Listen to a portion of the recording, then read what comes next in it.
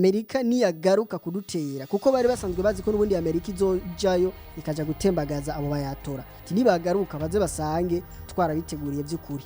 kubera ko abakuru b'ibihugu indwi batwaye Amerika imbere ya Trump kuva État Islamique iganje muri Iran umwaka 1979 kubera iki abo bakuru b'ibihugu bose indwi ba Amerika batigeze bubahuka gutera Iran bisa nkaho Donald Trump novuga yakoze ivyo abandi bari baratinye gukora kubera iki Obama yatinye kubera iki Joe Biden yatinye gutera Iran n'abandi benshi batwaye imbere ya Trump nibyo tugira turaba ubuhangange butuma amakungu isi yose itinya Iran iki gihugu ni bwoko ki Iran yarabaye igihe kirekire iri mu minwe y'abayisilamu Amerika itarabaho Leta Zunze za Amerika ibice 90% by'imyaka 249 iheze kino gihugu kibayeho imyaka 17 muri iyo myaka yose iheze kibayeho niyo iki gihugu cabayeho kitari mu ntambara wawundi ati nimba arako bari bafitaniye ubundi nawe ngo nimba arakari kahasanzwe ibyo igituma ndabivuze nuko benshi berekana ko bagerageje kuraba ishavu riri hagati y'abanyayirani n'abanyamerika muri intambara biraboneka kumengana barafitaniye urwanko rukomeye kandi ivyo babihuriza ko n'abasasanguzi benshi mu bijanye n'amateka y'intambara canke kahise k'ibihugu aho bemeza ko urwanko rwa Leta Zunze za Amerika na Iran urugwanko atari guno munsi yuko ari ibintu vya kera cyane n'amateka ashaje gose ugereranije nuko tubona ibintu no munsi Amerika imaze gutera Iran kwa 28 ruhuma yaciye novuga yica uwari umuyobozi mukuru w'Igihugu Islam Ayatollah Ali Khamenei mugabo no ku ntware yiwe Khamenei yarageje kwerekana ko umwasi wa mbere wa Iran ari Leta Zunze za Amerika kubera iki bankanye kuva ryari bapfuye iki urwanko rwa Leta Zunze za Amerika na Iran rwakomotse he rwavuye kuki nitwa Hatangimana Patrick Rosage aha ni kuri Parlo Cash Media bandanya mukora subscribe kutarayikora mukole like mwongere mu partage video muyisangize abandi mwongere mudusangize ivyiyumviro vyanyu muri commentaire uno musi turabe inkomoko canke amamuko canke inyanda muvano ya ndyogo y'urwanko ruri hagati ya Iran na Amerika biragoye cyane gutera imbere kandi biranorosha gutera imbere mu gihe ujanye n'ibihe bya none mu gihe ujanye n'ibihe turimo kuko ntushobora kuba ukiri mu bihe bya kera ushobora gutera imbere ni kubaho uzi ahisigeze ni kuba uri gukora woroherezwa ibikorwa byawe ariko biravansa bitewe nuko uri gukoresha internet inyaruka abahinga barerekana ko ata internet no musi iraboneka inyaruka isumba Starlink ni benshi bidoga ngo bakoresha connection zikwega ivyo bakora ngo bikunda ico kibazo rero muri Parlo d'argent twaramaze kugitorera umuti turafise wifi Starlink turayikotesha kandi ku mahera make cyane ku buryo tuyiguhaye uba wibaza kumenga turanakugabiye kuko uyikoresha nka gwawe kandi ku giciro gito cyane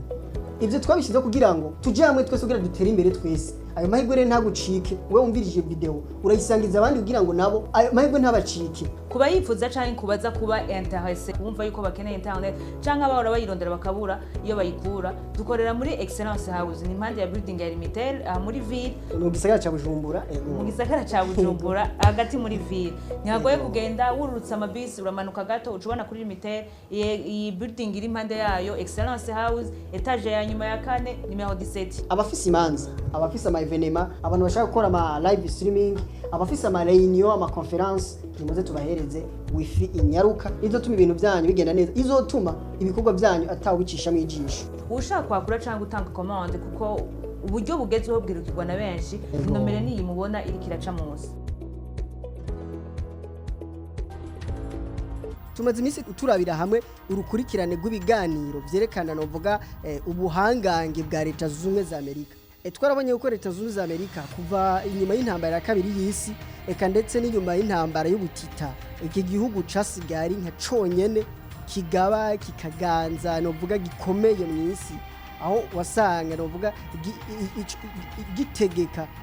ico rivuze ntihagire ikindi gihugu ishobora kugira ngo kigira kivugurutse ibire byatumye tubona ko Leta Zunze za Amerika ibice 90%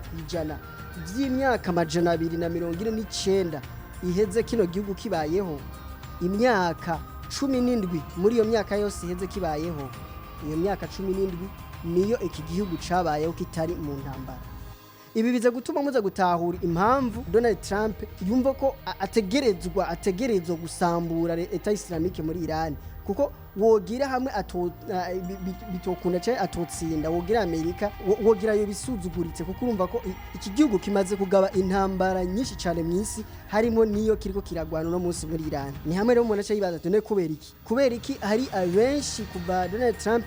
novuga atanguje intambara kuri Iran, kubera iki hari benshi bagerageje kwamama. Papa wa 14 yaramamye, abandi bategetsi nka president w'Ubufaransa Emmanuel Macron naho nyene avuga ati ntivyari bikwiye ko Amerika itera Iran, n'abandi benshi harimo mbere n'abahoze batwara Leta Zunze Ubumwe za Amerika nka Barack Obama yavuze ati Donald Trump yarakwiye gutahura impamvu tutigeze dushaka gutera Iran. Ni kubera iki abakuru b'ibihugu indwi abakuru b'ibihugu ba Amerika indwi batwaye Amerika imbere ya Trump, novuga batwaye kuva État Islamique iganje muri Iran mu mwaka 1979. Kubera iki abo bakuru b'ibihugu bose indwi ba Amerika batigeze bubahuka gutera Iran? Bisa nkaho Donald Trump novuga yakoze ibyo abandi bari baratinye gukora, kuko Barack Obama aheruka kumenyesha ko Benjamin Netanyahu umushikiranje wa mbere wa Israel yakoze ibishoboka byose, yaragerageje ibishoboka byose igihe Obama yatwara Amerika mu kugerageza kumwosha no kugira Obama ashobore kuja kugaba ibitero muri Iran, ariko Obama yaranse. Benjamin Netanyahu yaragerageje kwereka imvo nyinshi zotuma Amerika itera Iran, ariko ku ngoma ya Barack Obama yararahiye ararengwa kandi ashobora gutera Iran. Kubera iki Obama yatinye? Kubera iki Joe Biden yatinye gutera Iran n'abandi benshi batwaye imbere ya Trump?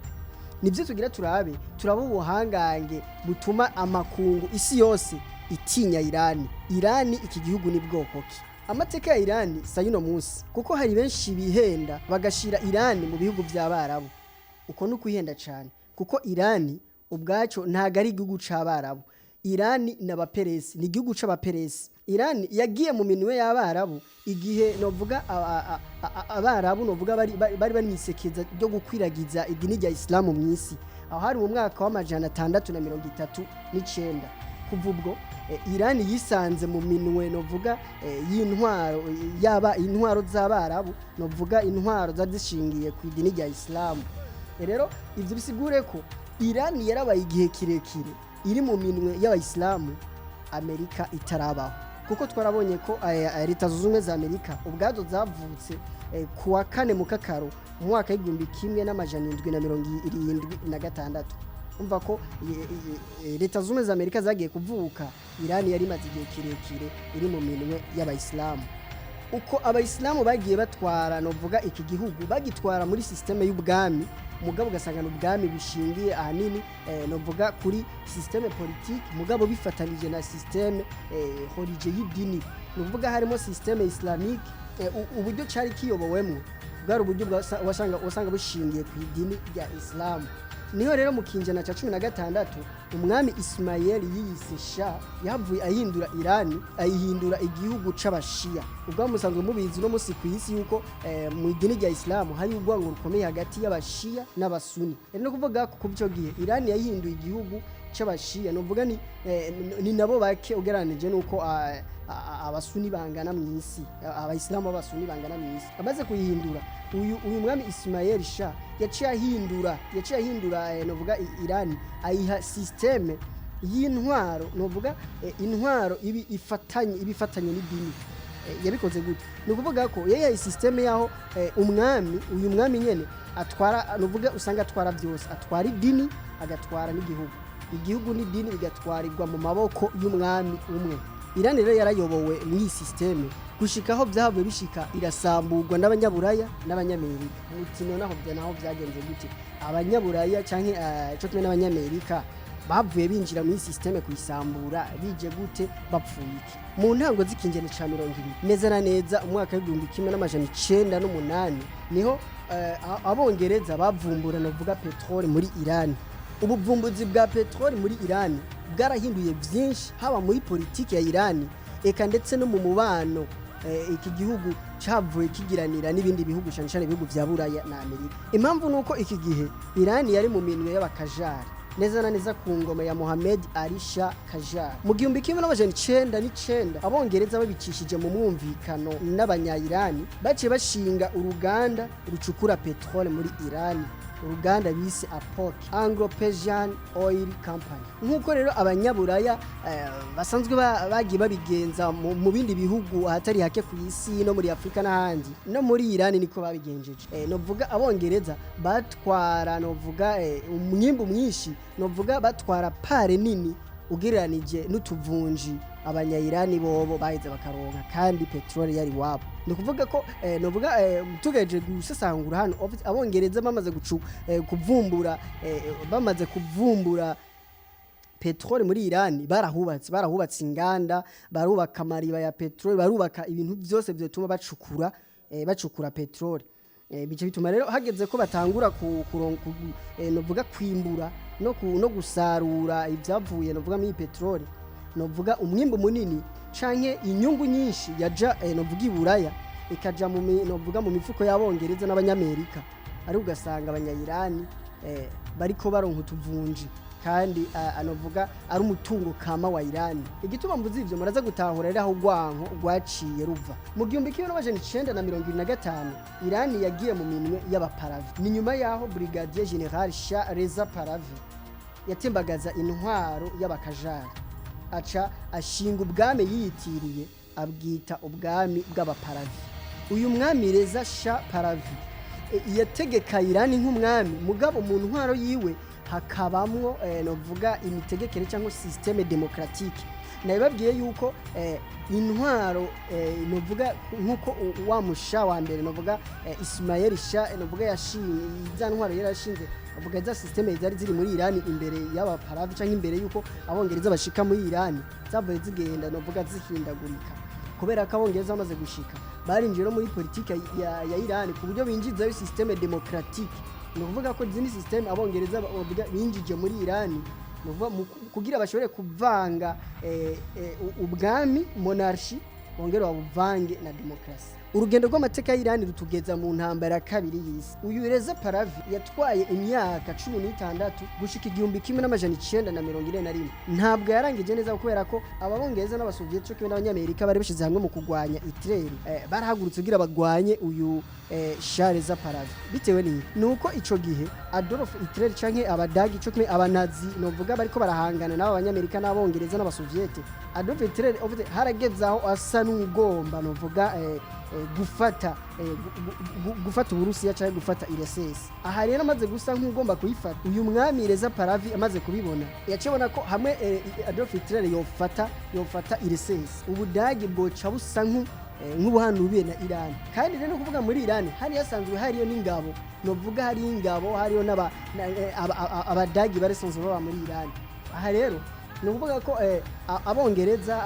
abasoviet cyo n'abanyamerika baciye basaba uyu mwami kwirukana izingabo z'abadagi cyangwa kwirukana abadagi bari muri Iran. Uyu mwami yaravyanse. Amaze kuvyanga ntago bari kubandanya bamwingiye cyangwa ngo bibana bigenda ukundi, bahisemo kumutembagaza bamukura ku butegetsi, kuko abongereza ntabwo bari kwemera ko navuga Iran ija mu minwe y'abadagi, kuko Iran igiye mu minwe y'abadagi byaca bisigura ko na yama projet ya petroli, za nganda za petroli zose zari ziri muri Iran bari barakoreye muri Iran kuva 1999. Aya ma projet yose yabagiye mu minwe y'umwansi ariwe ubudagi novuga abanazi. Niyo mpamvu rero baciye baza gutera Iran, baratembagaza intwaro y'uyu Shah Reza Pahlavi, baramutembagaza bashiraho umuhungu wiwe Mohammed Reza Pahlavi. Uyu rero kubera ko aribo bari bamushizeho, aribo bari bamuzanye, yaciye akorera mu kwabo asigara akora novuga ibise nk'uko ari byo bamutegetse. Ku ncuro ya mbere Iran ibigiye mu minwe y'abarengero, ibigiye mu minwe y'abanyaburaya n'abanyamerika. Ku ntwaro ya Mohammed Reza Pahlavi hariho novuga ndabyita ubucuti, reka navuga imigenderanire myiza hagati novuga ya guverinoma ya Iran na guverinoma ya Washington. Bari babanye neza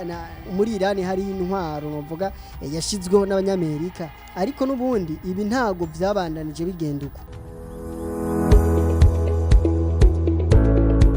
Biragoye cyane gutera imbere kandi biranorosha gutera imbere mu gihe ujanye n'ibihe vya none mu gihe ujanye n'ibihe turimo kuko ntushobora kuba ukiri mu bihe vya kera ushobora gutera imbere ni kubaho uzi ahisigeze ni kuba uri gukora woroherezwa ibikorwa vyawe biriko biravansa bitewe n'uko uri gukoresha internet inyaruka abahinga barerekana ko ata internet no musi iraboneka inyaruka isumba Starlink ni benshi bidoga ngo bakoresha connection zikwega ivyo bakora ngo ntibikunda ico kibazo rero muri palo d'argent twaramaze kubitorera umuti turafise wifi Starlink turayikotesha kandi ku mahera make cyane ku buryo tuyiguhaye uba wibaza ko menga turanakugabiye kuko uyikoresha nkagwawe kandi ku giciro gito cyane ivyo twabishize kugira ngo tuje hamwe twese kugira dutere imbere twese ayo mahirwe rero ntagucike wewe umvirije video urayisangiza abandi kugira ngo nabo ayo mahirwe ntabacike kuba yifuza canke kubaza kuba intéressé kumva yuko bakeneye internet canke abahora bayirondera bakabura iyo bayikura dukorera muri Excellence House ni impande ya building ya limited muri ville mu gisagara ca Bujumbura mu gisagara ca Bujumbura hagati muri ville ntihagoye kugenda wururutsa amabisi uramanuka gato ucubona kuri limited iyi building iri impande yayo Excellence House etage ya nyuma ya 4 numero 17 abafise imanza abafise ama evenema abantu bashaka gukora ama live streaming abafise ama réunion ama conference nimuze tubahereze wifi inyaruka izotuma ibintu byanyu bigenda neza izotuma ibikorwa byanyu atawe bicisha mu ijisho ushaka kwakura cyangwa gutanga commande kuko uburyo bugezweho bwirukirwa na benshi nomero ni mubona iri kiraca munsi inyuma y'intambara kabiri y'isi aho abanyamerika bafadikanije n'abongereza cyo kimwe n'abarusiya abasoviete bari bahije gutsinda bahije gutahukana intsinzi bagatsinda Adolf Hitler novuga Ubudagi Ubutaliyano hamwe n'Ubuyapani aba ariye bamaze gutsinda intambara iheze uyu Mohammed Reza Pahlavi yaciye ahindura systeme y'intwaro muri Iran mukiye bigenje gute yaciye ashinga iyindi systeme nuvuga systeme irahari ahatari hake ku isi uno munsi mu bihugu bitandukanye systeme ya monarchie constitutionnelle aha umwami abahari mugabo ugasanga ububasha bukomeye ububasha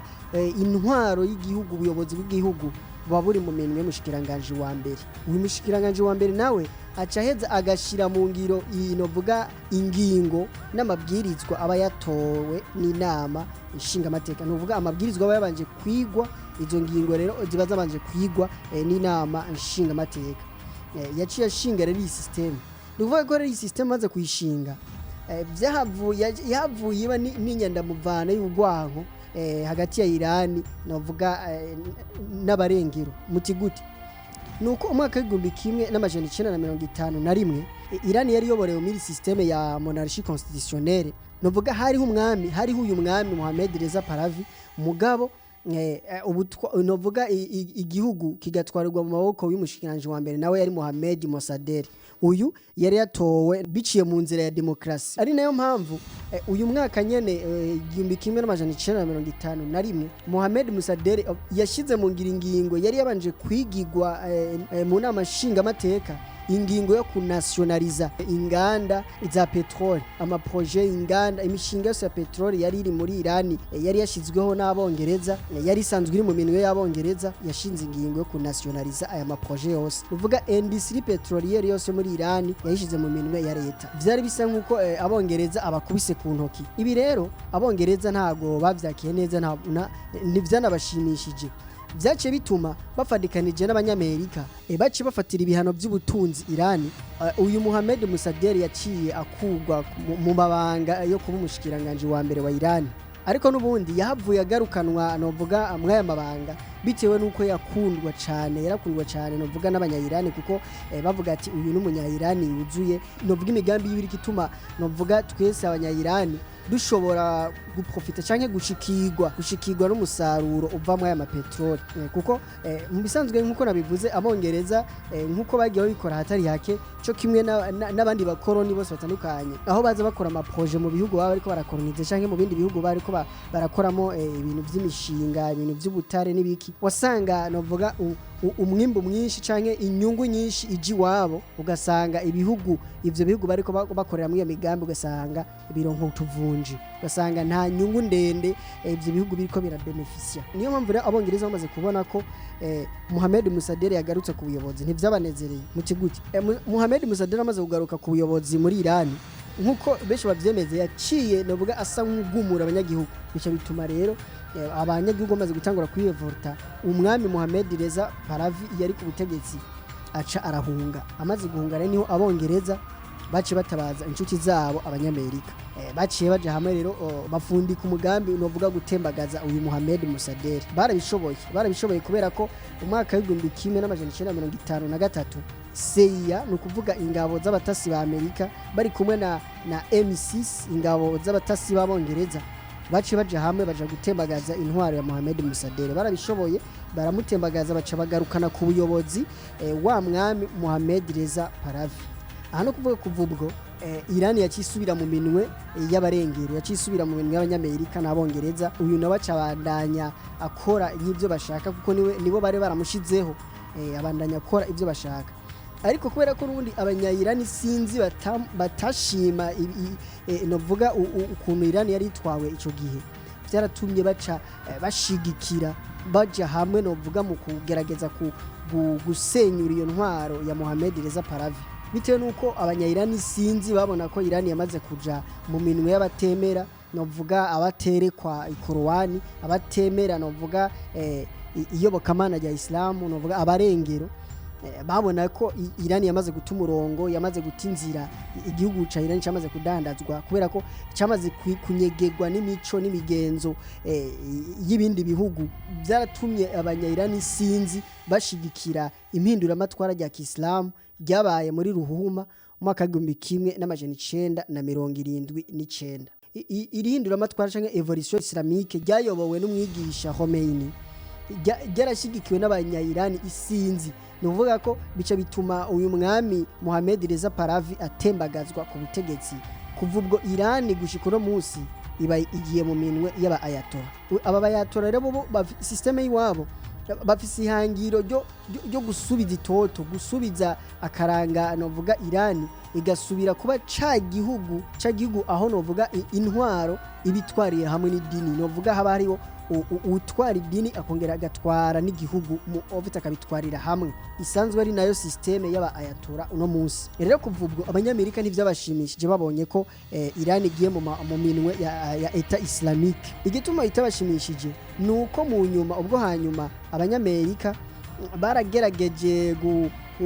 kugira imikenyuro canke guca mu nzira zotuma iyi État Islamique isambuka muri Irani, ariko ntabwo bashotse novuga binjira mu ntambara yeruye na Irani, ahubwo bacisha mu zindi nzira. Nk'akarorero abanyamerika nk'uko abasasanguzi benshi bavyemeza, abanyamerika bari mu bagize uruhara cyo kimwe n'abongereza cyo kimwe n'abarusiya abasoviete, bari mu bagize uruhara rukomeye novuga mu gushigikira Saddam Hussein kugira atere Irani mu ntambara amaze imyaka 8 kuva 1980 gushika 1988. Baragerageza gushigikira gutanga imfashanyo mu bijanye n'ubushobozi bwa gisirikare kugira Saddam Hussein ashobora gutembagaza intwaro y'abayatora muri Irani. Ariko Saddam Hussein ubundi byarangiye novuga bimutaye ku amazi kuko ntavyashoboye, ntivyakunze yuko intwaro itembagara muri Irani. Kuva ubwo gushika isaha y'uno munsi Irani yacitangura kwitegurira urugamba. Kuva ico gihe gushika no munsi yari kiritegura kuzohava igwana na Amerika. Ari nayo mpamvu bagerageza kwerekana ko Irani imaze gufatirwa ibihano na Amerika, Irani yaciyegereza Ubushinwa nabwo bwari mu bihugu byariko biriruka cyane mu murindi w'iterambere, kuko Ubushinwa n'igihugu kidashira imbere ibintu by'intambara, ahubwo gishira imbere ubucuruzi, iterambere. Kuva ico gihe rero gushika no munsi Irani novuga Ubushinwa niwo yari umuguzi wa mbere w'ibitoro vya Irani, kuko abahinga berekana ko Ubushinwa bwari busigaye burangurira muri Irani ibice birenga 80% by'ibitoro vya Irani. Ubushinwa nabwo bwari busanzwe bushora ibidandazwa byinshi bitandukanye. Ubwo bidandazwa akaba harimo n'ibikoresho bya gisirikare, amadrone kabo hariwe, amamisire kabo hariwe, n'ibindi bigwanisho novuga bijanye n'ubuhinga bwa none. Ivyo rero Irani yabikora cyane kugira ngo ishobore kuronka ububasha ku buryo nivyashika ikagwana na Leta Zunze Ubumwe za Amerika zitazosanga Irani ikiri umwana nka Kera, kuko nababwiye ko atari bwo bwa mbere Amerika ihagurutse ngo ije gutera muri Irani. niyo mpamvu rero Iran abayatora bamaze gushika ku butegetsi bo bariteguye bavuga ati Amerika niyagaruka kudutera kuko bari basanzwe bazi ko n'ubundi Amerika izojayo ikaja gutembagaza abo bayatora ati nibagaruka baze basange twarabiteguriye by'ukuri ibire nivyo byace bituma Iran muko gukomeza defense no gukomeza ububasha bwa gisirikare yacigera kure icitandukira ububasha bwa nucleaire kubera ko Iran yisanze mu bindi bihugu unovuga bihambaye mu isi byari bifise ubwo bubasha Uburusiya burafise puissance nucléaire Ubushinwa burafise Israel Pakistan leta z'ubumwe za Amerika Ubufaransa ivyo rero byace bituma Iran navuga ati kugira rero mbe igihugu nurutura kabuhare mu by'ingwano sishobora kuguma inyuma ntararonka puissance nucléaire gushika no musa bashakashatsi baremeza kuko twamaze kubibamenyesha umugane by'ubuheruka baremeza ko Iran itararonka ibisasu vya nucléaire ariko irafise ibisabwa byose ubutare bwose bukenewe ibyankenerwa byose kugira ngo ishobore gukora bine bisasu niyo mpamvu leta z'ubumwe za Amerika zikora ishoka byose kugira ngo Iran nishikire buno bubasha bwo kugira puissance nucléaire bitewe nuko mu gihe Iran yo bifise izi puissance nucléaire abanyamerika bafise ubwoba ko uwa mbere igipimo ca mbere coba leta z'ubumwe za Amerika kuko Iran kuva abayatora bageze ku butegetsi hari ugwanko runini n'umubano utari mwiza hagati ya Iran na Amerika kuko abanya-Iran bagiriza abanyamerika ko novuga bari mu bakoze ibishoboka byose kugira ngo Iran ite imico muri Iran hinjira imico y'abarengero Israel cyo kimwe na leta zunze ubumwe za Amerika bemeza ko Iran ubwayo bisa nkuko novuga iri mu bukoroni bakemeza ko novuga iyi ntwaro ya État Islamique aba bayatora bari muri Iran bahagaze ku gakanu abanya-Iran niyo mpamvu kuva intambara Donald Trump cyo kimwe na Netanyahu igiye bayitera muri Iran baragaje kwerekana zimo mu mvu zatumye batera Iran kandi imvo nyamukuru bashira imbere kwari ukuyibuza ku developer puissance nucléaire cyo kimwe no gutembagaza canke gusenyura État Islamique muri Iran ni byinshi tushobora kuyaga hagati y'umubano uri hagati ya Iran na Amerika ariko reka tubigarukiriza muga nizere ko mwashoboye gutahura novuga ibikuru bikuru mu byatumye novuga ugwanko ruri hagati ya leta z'ubumwe za Amerika na Iran rukomera gushikaho icika intambara yeruye intambara aho ibihugu rutura ibihugu bikomeje novuga bikomeje kwamama bikomeje kuvuga ati nimugezaho ntibikwiye ko ibihe tugezemo si ibihe byo gushira imbere intambara turi mu bihe byo kuharanira amahoro niyo mpamvu nashatse kugira ngo ha abantu benshi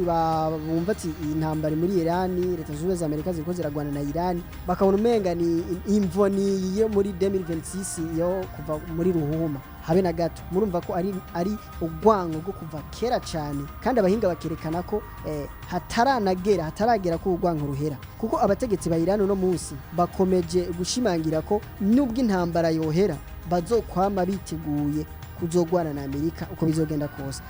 birerekana yuko atari intambara nubwo izohera uko gwanko ruzogumaho kuko ni inzigo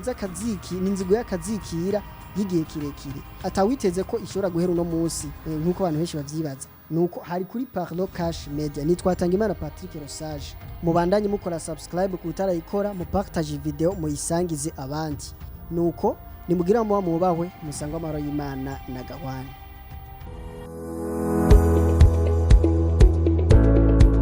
biragoye cyane gutera imbere kandi biranorosha gutera imbere mu gihe ujanye n'ibihe bya none mu gihe ujanye n'ibihe turimo kuko ntushobora kuba ukiri mu bihe bya kera ushobora gutera imbere ni kubaho uzi ahisigeze ni kuba uri gukora bworoherezwa ibikorwa byawe ariko biravansa bitewe n'uko uri gukoresha internet inyaruka abahinga barerekana ko ata internet no musi iraboneka inyaruka isumba Starlink ni benshi bidoga ngo bakoresha connection zikwega ivyo bakora ngo ntibikunda ico kibazo rero muri Parlo d'argent twaramaze kugitorera umuti turafise wifi Starlink turayikotesha kandi ku mahera make cyane ku buryo tuyiguhaye uba wibaza ko menga turanakugabiye kuko uyikoresha nkagwawe kandi ku giciro gito cyane ivyo twabishize kugira ngo tuje hamwe twese kugira dutere imbere twese ayo mahirwe rero ntagucike wewe umvirije video urayisangiza abandi kugira ngo nabo ayo mahirwe ntabacike kuba yifuza canke kubaza kuba intéressé kumva yuko bakeneye internet canke abahora bayirondera bakabura iyo bayikura dukorera muri Excellence House ni impande ya building ya limited muri ville mu gisagara ca Bujumbura hagati muri ville ntihagoye kugenda wururutsa amabisi uramanuka gato ucubona kuri limited iyi building iri impande yayo Excellence House etage ya nyuma ya 4 numero 17 abafise imanza abafise evenement abantu bashaka gukora ama live streaming abafise ama reunion ama conference nimuze tubahereze wifi inyaruka izotuma ibintu byanyu bigenda neza izotuma ibikorwa byanyu atawicisha mu ijisho ushaka kwakura cyangwa gutanga commande kuko uburyo bugezweho bwirukirwa na benshi nomero niyi mubona iri kiraca munsi